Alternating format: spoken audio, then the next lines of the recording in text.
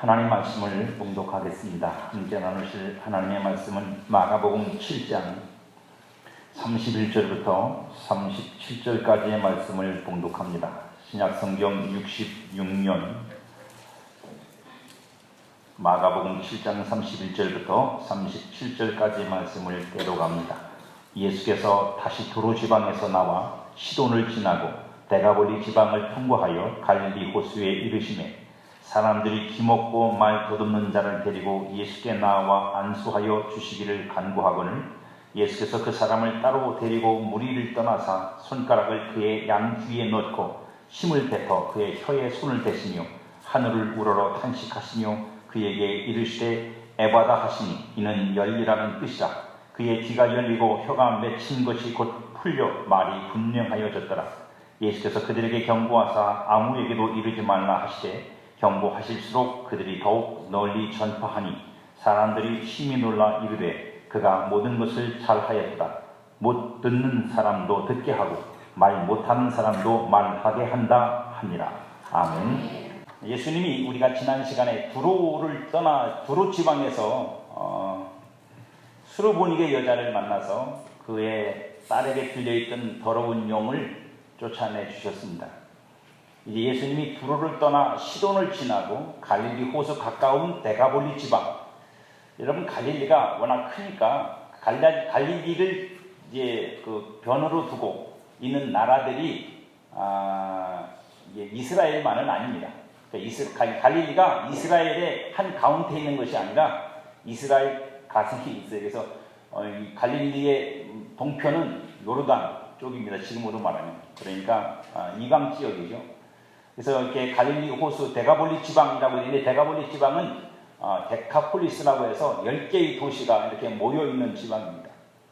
그곳에서 이제 갈릴리 근처에 가까운 곳에 도착을 하셨습니다. 정확하게 위치는 알 수가 없지만 단지 거기가 이방의 도시라는 것밖에 우리가 확인할 수 없습니다.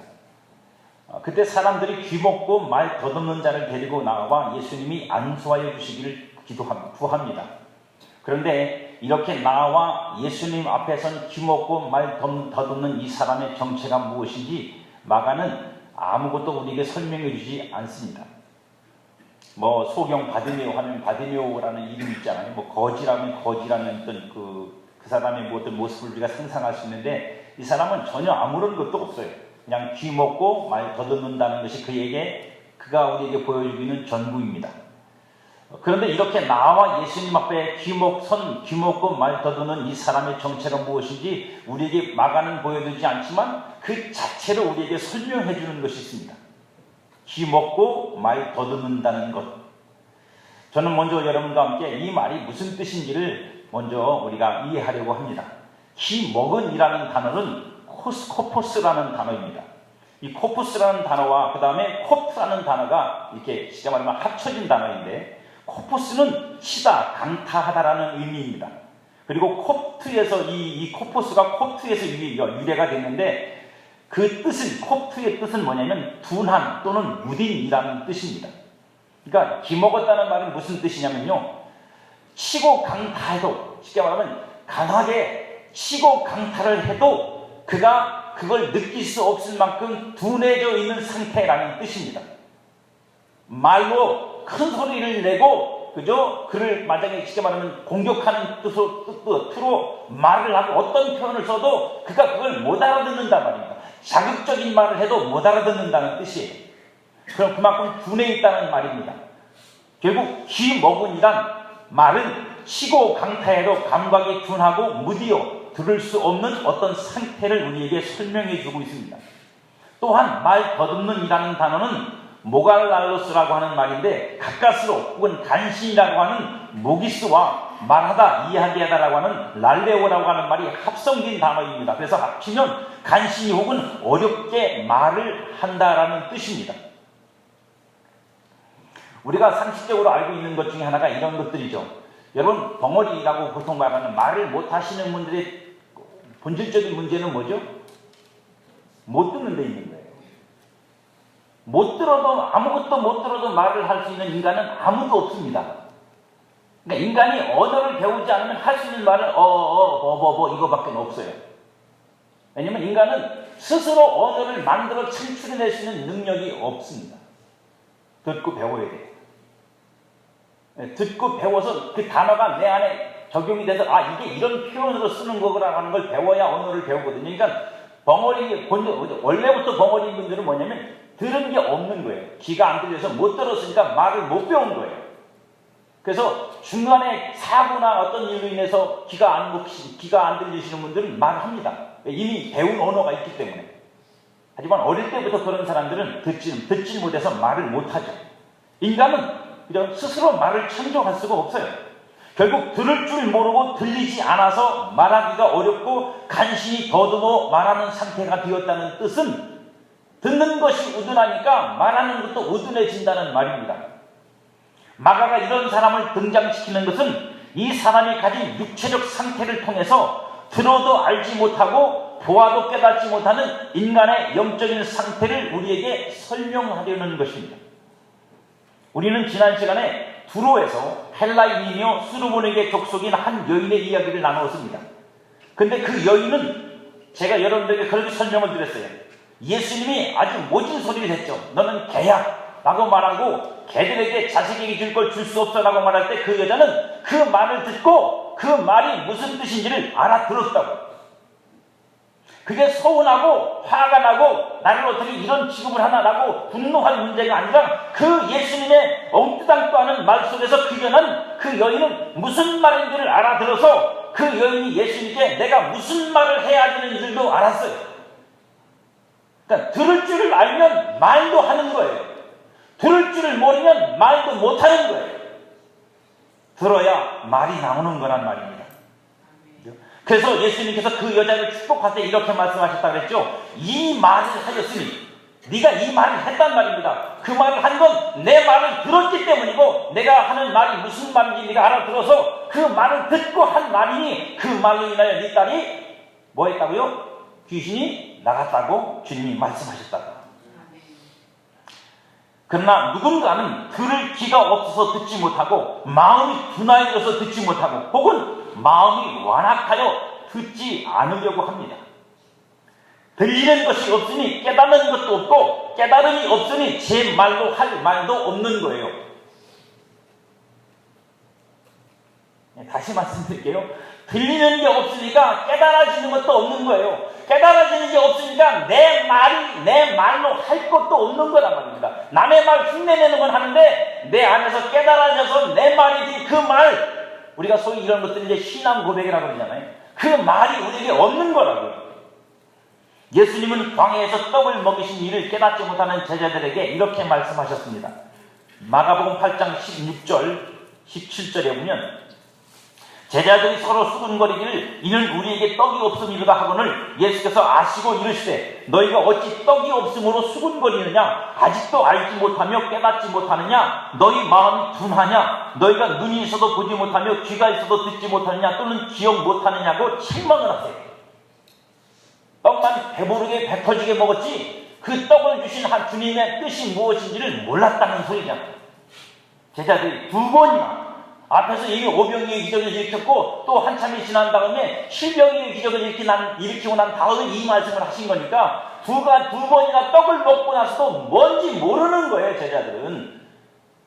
그러니까 자신들 손에 당장 먹을 떡이 없으므로 주님께서 그죠 헤롯의 교훈을 삼가라는 말이 그죠 그게 그 소리인 줄 알고 우리가 떡이 없어서 예수님께서 우리 보고 너희들 왜 떡 안 챙겼냐고 하는 책망으로 하는 줄 알고 그 말을 그렇게 알고 있었다는 겁니다. 그런 제자들 주님이 야단치신 거예요. 그 떡이 그 떡이냐? 떡이라고 다 떡이냐? 떡도 종류가 여러 가지가 있는 거죠. 결국 듣는 귀가 없어 듣는 것에 둔한 우리는 듣는 귀를 여시고 말하는 혀를 풀어내시는 것이 그죠? 듣는 귀가 없어 듣지 못하는 자의 그 귀를 열고 그러므로 말한 묶여있는 혀를 풀어내시는 오늘 이 말씀이 오늘 우리에게 주어진 이 본문의 말씀이 가지는 지혜인 것입니다. 이제 예수님이 어떻게 듣지 못하는 자의 귀를 여시며 말하지 못하는 자의 혀를 푸시는지를 우리가 살펴보므로 저와 여러분들이 오늘 말씀을 통해서 하나님의 은혜를 나누려고 합니다. 근데 제가 오늘은 여러분들에게 분명히 말씀을 드릴게요. 오늘 말씀의 주제와도 같습니다만 오늘 제가 여러분들에게 풀어드리는 건 제게 들려진 겁니다. 혹시 여러분들에게서 하고 들려지지 않으면 여러분들에게 들려진 만큼만 들으세요. 왜냐면 여러분들이 또 혹시 그러실 수 있을 것 같아서 제가 미리 언지를 드리는 거예요. 이건 제게 들려진 거니까 제게 들려진 걸 여러분들이 그대로 받을 수도 있지만 어떤 분은 그렇지 못할 수도 있습니다. 지금부터 제가 이 말씀, 예수님이 듣지 못하는 자와 말을 더듬는 자를 고치시는 이 행위, 그걸 통해서 여러분들에게 주님이 어떻게 우리의 귀를 여시고 입을 여시는지를 설명드리려고 합니다. 마가복음 7장 오늘 보면 33절로 34절에 보면 예수께서 그 사람을 따로 데리고 무리를 떠나서 손가락을 그의 양귀에 놓고 침을 뱉어 그의 혀에 손을 대시며 하늘을 우러러 탄식하시며 그에게 이르시되 에바다 하시니 이는 열리라는 뜻이다. 이게 예수님이 오늘 본문에서 이 환자를 고치기 위한 행위 전체를 설명하고 계십니다. 말씀을 읽으며 눈치채신 분들이 있을지 모르겠지만 예수님이 이 사람을 고치는 데는 말보다는 행위가 많습니다. 말은 한마디밖에 없어요. 열려라, 에바다 이것만 했지 나머지는 다 예수님이 그냥 행위로 하시는 거예요. 가장 쉽게는 이렇게 이해할 수 있습니다. 그 사람한테 말해도 어차피 못 알아들어요. 귀 먹어서 못 듣잖아요. 거기다 대면 내가 너를 고치겠다 못 알아들어요. 어떻게 하겠다고 해도 못 알아들어요. 그러니까 주님은 그에게 그가 들을 수 있는 언어를 쓰시는 거예요. 지금 행동으로, 행위로, 몸으로 말하고 계시는 거예요. 몸말이라고 하죠. 몸으로 말한단 말입니다. 듣지 못하는 자를 치료하시고 있는 겁니다. 그러니 그는 지금 예수님이 자신에게 무엇을 하시려는지를 그 예수님의 행동을 통해서 인지하는 거예요. 예수님이 지금 내 귀에다가 손가락을 집어넣으시고 혓바닥에다가 손을 대시고 또 침도 뱉으셨는데 이건 왜 뱉으셨을까? 고민도 했겠죠. 아마 에바다라는 소리도 못 들었을 거예요. 그게 들리는 순간 열린 거니까 그 말씀이 선포된 다음에 열렸을 테니까 아마도 못 듣고 열렸을 것 같은 가능성이 높습니다. 먼저 우리가 우리의 영적 치유, 주님이 우리를 치유하신 전인적인 모든 부분을 치유하시는 치유의 사건이 어떻게 벌어지며 그것이 어떻게 우리에게 은혜로 주어지는가를 설명하고 있는 이사야의 말씀을 여러분들에게 말씀드립니다. 이사야는 하나님의 구원을 이렇게 우리에게 형상화해서 노래를 했어요. 이건 첫째는 아스루에게 망한 북이스라엘과 바벨론에게 망한 남유다가 다시 망한 데로부터 돌아와서 그들이 희복되는 모습을 설명하는 것이 첫 번째고, 두 번째는 메시아가 오심으로 말미암아 성취될 하나님의 나라의 전형을 우리에게 설명해 주고 있는 장면입니다. 이사야 35장 5절부터 6절에 보면 이렇게 말씀하고 있어요. 그 부분적으로 그때 맹인의 눈이 밝을 것이며 못 듣는 사람의 귀가 열릴 것이며 그때 저는 자는 사슴같이 뛸 것이며 말 못하는 자의 혀는 노래하리니 이는 광야에서 물이 솟겠고 사막에서 시내가 흐를 것입니다. 이게 이제 바벨론 포로에서 돌아온 이스라엘 백성들에게 주어질 하나님의 영적인 은혜였어요. 근데 그게 결국은 메시아, 우리에게 오신 메시아를 통해서 성취될 일입니다. 다시 말하면 예수님을 통해서 이루어질 일이고 지금 그 일이 이 귀먹고 말 못하는 자에게서 나타나고 있는 거예요. 그걸 통해서 우리에게 증거하고 설명하고 있는 거예요. 주님은 우리의 귀를 열고 우리의 혀를 푸시는 분이다 라고 말씀하고 있는 겁니다. 근데 그게 어떻게 성취되느냐면 이 구원의 성취가 메시아를 통해서 성취될 것을 이사야서 53장에 보면 4절부터 6절까지 이렇게 우리에게 설명합니다. 여기서 말하는 그는 메시아입니다. 실로 우리의 질고를 지고 우리의 슬픔을 당하였거늘 우리는 생각하기를 그는 징벌을 받아 하나님께 맞으며 고난을 당한다 하였노라. 그가 찔림은 우리의 허물 때문이요 그가 상함은 우리의 죄악 때문이다. 그가 징계를 받음으로 우리는 평화를 누리고 그가 채찍에 맞음으로 우리는 나음을 얻었도다. 우리는 다 양 같아서 그릇 행하여 각기 제 길로 갔거늘 예수께서는 우리 모두의 죄악을 그에게 여호와께서는 우리 모두의 죄악을 그에게 담당시키셨다. 이 말씀을 근거로 해서 보면 눈 멀고 귀 먹고 말 못하는 근본적인 문제가 뭐예요? 죄악이라는 거예요.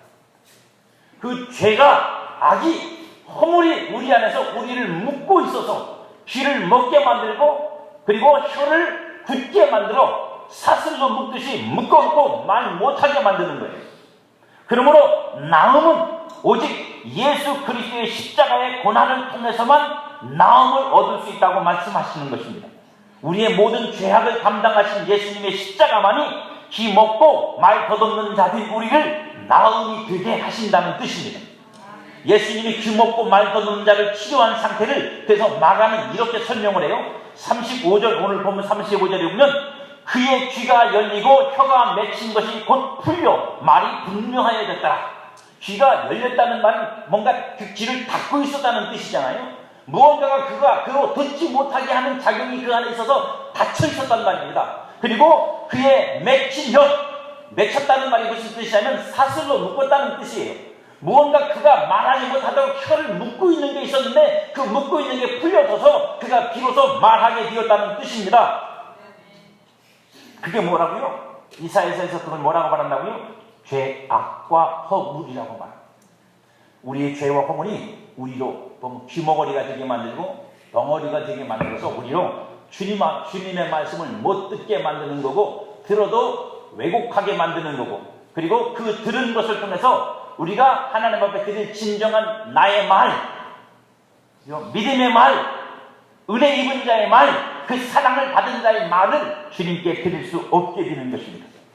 이렇게 이해하고 보면 오늘 예수님께서 귀 먹고 말 덧없는 자에게 행하신 몸말, 행동으로 하신 그 몸말이 무엇인지 짐작해 볼 수 있습니다. 예수님은 먼저 귀 먹고 말 덧없는 자를 따로 데리고 무리 가운데서 떠나버리세요. 다른 때는 안 그러시는데 예수님이 이렇게 행동하시는 것이 딱 두 군데 나옵니다. 하나는 귀 먹고 말 덧없는 자를 고치실 때고 또 하나는 눈을 보지 못하는 소경을 고치실 때는 무리를 떠나는 게 아니라 그 마을 밖으로 아예 나가버리세요. 이 두 가지 사건에만 똑같은 표현을 씁니다. 밖으로 나가든지 무리를 떠난다든지 하는 이런 표현을 쓰십니다. 왜 그러셨을까라고 우리가 생각해 보면 아까 말씀드린 것이 이 모든 문제가 우리의 죄악으로 말미암은 것이며 이것은 우리의 눈을 열고 귀를 열고 입을 여시는 주님의 영적 치유에 관계된 것이라고 하는 것을 우리가 이해한다면 이 부분을 우리가 이렇게 설명할 수 있습니다. 무리를 떠남으로 밖으로 나가면 주님의 치유의 근거가 어디에 있다고요? 예수님의 십자가에 있다고 말씀을 드렸잖아요. 그죠? 예수님의 십자가만이 우리를 나음으로 인도하실 수 있는 낫게 하는 유일한 근거라고 말씀을 드렸어요. 그런데 그 우리의 병든 우리가 듣지 못하고 그러므로 말하지 못하는 우리의 상태를 치료하시는 주님의 치료가 어디에서 이루어져요?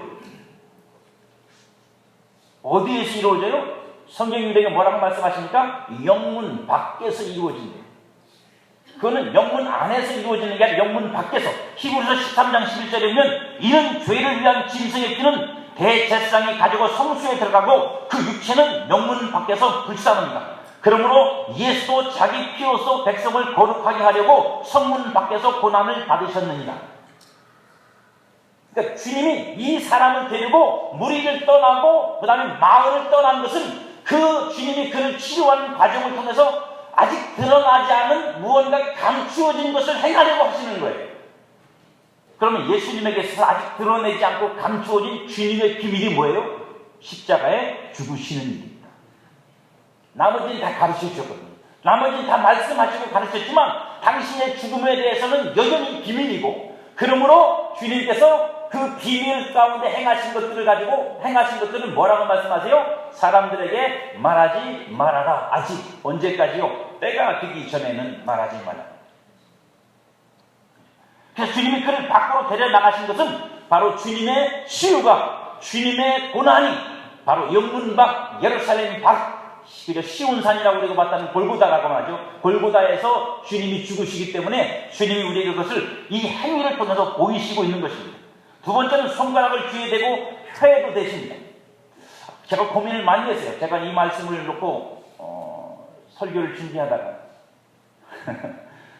양해해 주시고 들으시고 설교를 준비하다가 설교가 도저히 이걸 어떻게 이해할지 저도 모르겠고 신학서적은 봐도 뭐 거기가 거기고 뭐 신학서적 보니까 혓바닥에서 나오는 예수님의 혀에서 나오는 침은 치료 효과가 있어서 뭐 그런 얘기밖에 없고 그러면 앞으로 목사도 계속 침 뱉고 사역을 해야 될 텐데 고민이 돼서 한 이틀을 조금 과장을 하면 식음을 전폐하고 여러분, 목사는 설교를 준비하다가 이게 진도가 안 나가면 이게 먹어도 먹는 게 아니고 자도 자는 게 아니고 참 힘들어요. 그런 부분이.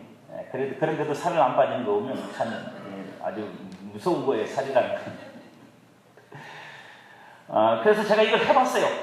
어떻게 이게 따로 하셨을까? 동시에 하셨을까? 귀에다가 손가락을 집어넣고 혓바닥에 손을 대내면 이렇게 뺏게 손가락을 넣든지 집어넣고 이렇게 돼야 되는데 뭐 그렇게 하셨을까? 별짓을 다 해봅니다.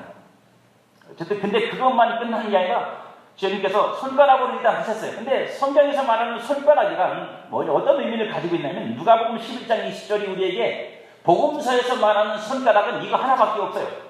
구약에서 설명하는 손가락은 또 있는데 복음서에서 나오는 손가락은 딱 이 한 가지인데 누가복음 11장 20절이 나옵니다. 그러나 내가 만일 하나님의 손을 힘입어 귀신을 쫓아내면 하나님의 나라가 이미 너희에게 임하였느니라. 여기서는 하나님의 손이라고 되어 있지만 아마 개역 성경에는 하나님의 손가락이라고 되어 있어요. 번역상에 다른 표현이 달라졌어요. 하나님의 손, 하나님의 권능을 의미한다고요. 하나님의 능력으로 이 귀모금을 여시고 그 다음에 말 못함을 풀어내시는 거예요. 근데 그 능력이 어떤 능력이라는 거예요. 제가 제일 많이 고민한 게 힘을 내뱉었을까요? 그냥 손가락만 집어넣으시고 하셨으면 얼마나 좋아요. 저도 편하고 여러분도 편하고. 하나님의 능력으로 고치셨습니다. 할렐루야.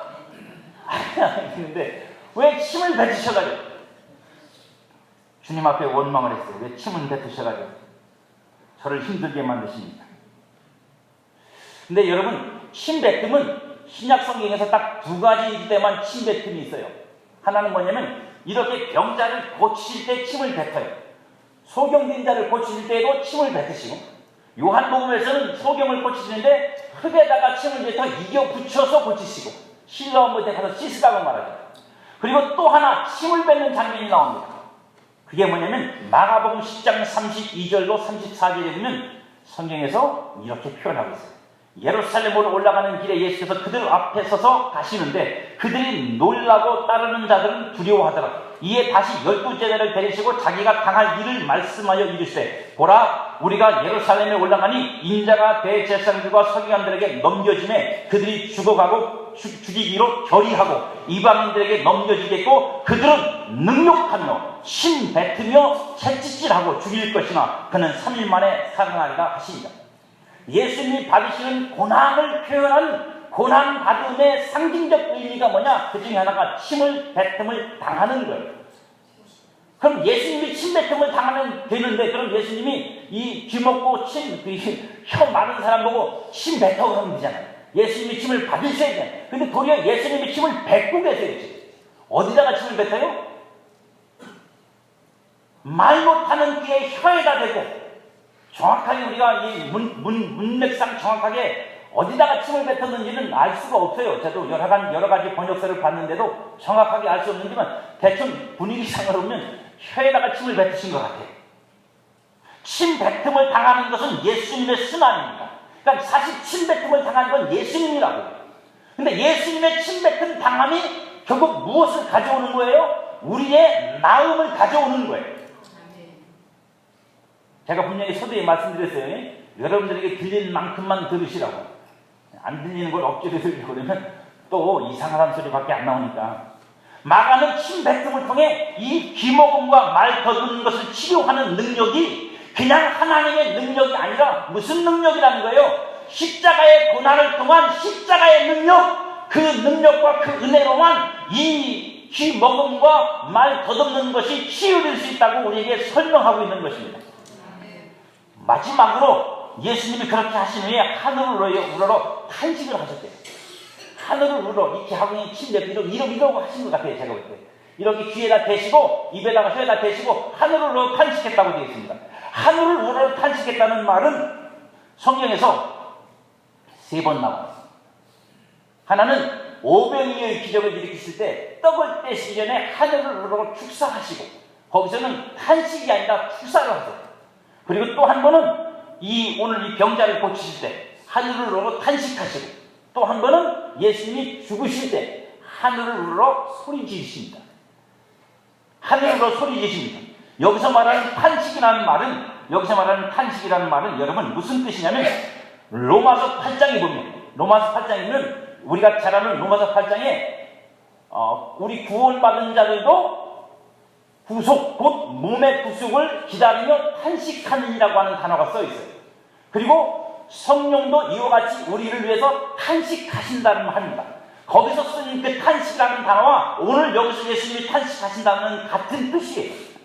다시 말하면 성령이 성도 안에서 그리고 성도가 성령 안에서 행하는 그 탄식, 온전한 구원과 영원한 구속을 향한 그 탄식, 그때 쓰는 그 탄식은 주님이 지금 이 듣지 못하고 말하지 못하는 동원에게 손을 대시고 그에게 침을 뱉으시면서 당신이 탄식을 하시는 거예요. 그 탄식이 누구의 탄식이겠어요? 누구의 탄식이에요? 힘없고 말 못하는 자의 탄식이란 말입니다. 그 탄식을 당신이 하시는 거예요. 어디를 향해서? 하늘을 향해서. 그게 십자가라고요. 그게 예수님의 대신 죽으심이란 말입니다. 예수님의 고난은 저와 여러분이 받아야 하는 고난이라고요.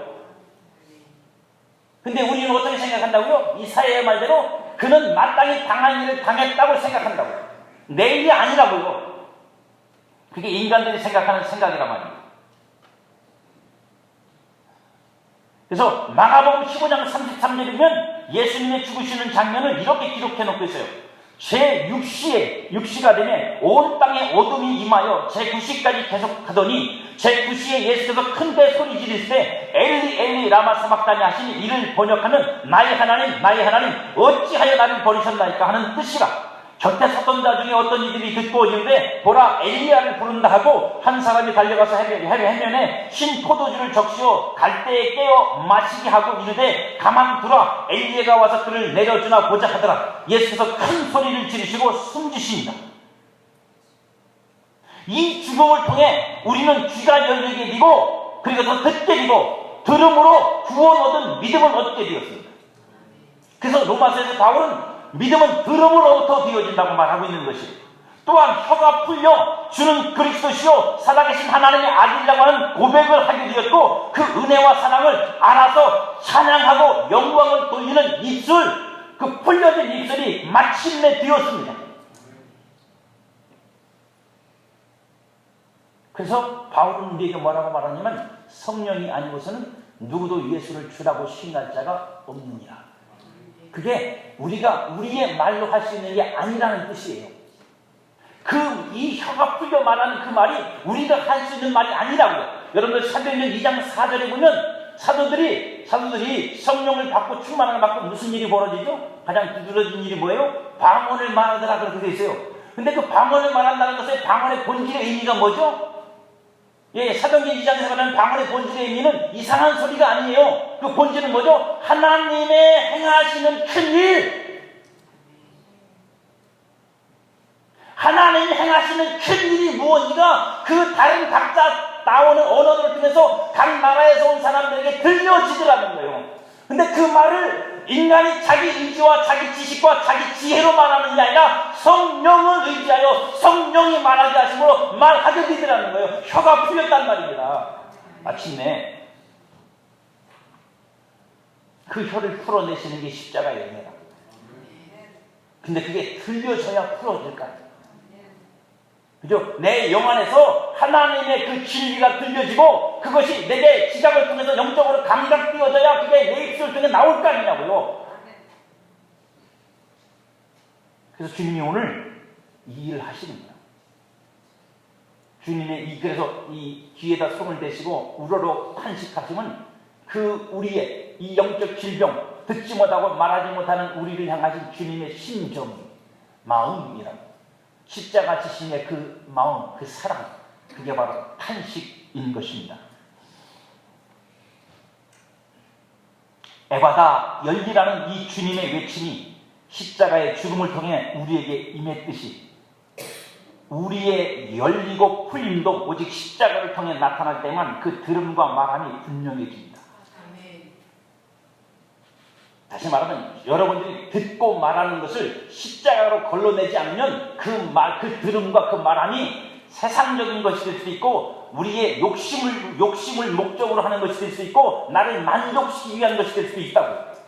그러니까 그 들음도 십자가를 통해 들어야 되고 말함도 십자가를 통해서 걸러내야 우리가 정말로 제대로 듣고 분명하게 말하는 사람이 될 수 있다는 뜻이에요. 그리고 이제 우리는 그 들음으로 들려지고 깨달아진 마음으로 살아가야 됩니다. 누구도 여러분들에게 듣지 못한 걸 살라고 말할 때는 따라가지 마세요. 그건 율법밖에는 안 돼요. 저도 여러분들에게 얼마든지 종교적 행위와 교회 안에서 여러분들의 충성을 맹세할 수 있는 수없이 많은 종류의 행위들을 여러분들에게 나열해 놓을 수 있어요. 이렇게 하세요. 저렇게 하세요. 그래야 복 받습니다. 그래야 천국 갑니다. 라고 여러분들을 협박도 할 수 있어요. 하지만 저도 그건 여러분들에게 율법밖에는 안 됩니다. 그건 율법밖에는 안 돼요. 왜요? 그건 여러분 안에 없는 거예요. 아니, 여러분들이 듣지 못한 말이에요. 듣지 못한 말을 행할 수 있는 인간은 아무도 없어요. 그건 남이 시켜서 하는 거예요. 강제로 억지로 하는 거라고요. 들려진 만큼 하세요. 여러분들에게 들려진 대로 사셔야 돼요. 그래야 여러분들이 여러분의 말로 그 들려진 말이 나와요. 그래야 그것이 여러분의 참 신앙이 되고 여러분의 진짜 삶이 되는 거예요. 그래서 우리는 들려진 만큼 들음으로 들려지고 깨달아진 마음으로 살아내야 그 삶이 주님에 의한 삶이 되는 거고 그게 진짜 열매가 되는 거예요. 그렇지 않으면요, 율법을 행하면 단 뭘 요구한다? 그 대가와 보상을 요구한다. 율법으로 행하면 반드시 우리는 대가와 보상을 요구합니다. 내가 이렇게 했는데 하나님 나한테 복 안 주실 거예요? 내가 이렇게 했는데 하나님 나 안 고쳐줄 거냐고? 내가 이렇게 했는데 하나님 나한테 상 안 주실 것이냐고 요구한다니까요. 하지만 들려진 만큼 그것이 내 마음에 깨달아져 내 말이 되어 산 사람은 요구하지 않아요. 왜요? 그게 은혜인 줄 아니까. 그게 나를 살리는 것인 줄 아니까. 그렇게 살아야 참으로 내가 사는 건 줄 아니까 오히려 감사하고 찬송할 뿐이지 그걸 빌미로 하나님께 무언가를 요구하지 않는다. 그래서 풀려 말할 수 있게 된 그 말로 살아가는 게 성도예요. 그러니까 어디 가서 내가 잘한다고 말할 것도 없고 못한다고 할 것도 없어요. 들려진 만큼 깨달아진 만큼 그 마음 품고 살아가는 게 성도니까. 그것이 곧 주님의 말씀이 들려 내 안에 양식이 되므로 그 양식 되어 내 안에 들어간 이 말씀이 성도 안에서 영이 되고 생명이 되어 사라지는 거예요.